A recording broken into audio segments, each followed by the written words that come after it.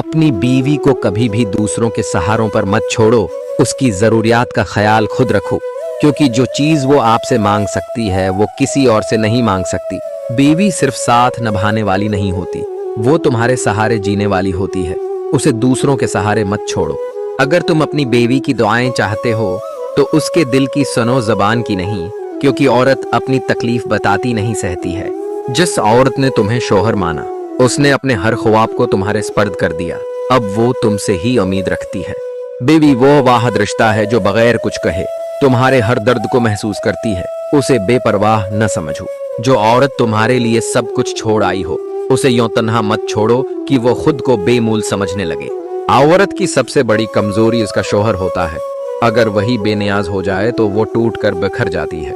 जो औरत अपनी हर जरूरत के लिए तुम्हारी तरफ देखती है, वो तुम्हारे सवा किसी और पर नजर उठाना भी गुनाह समझती है।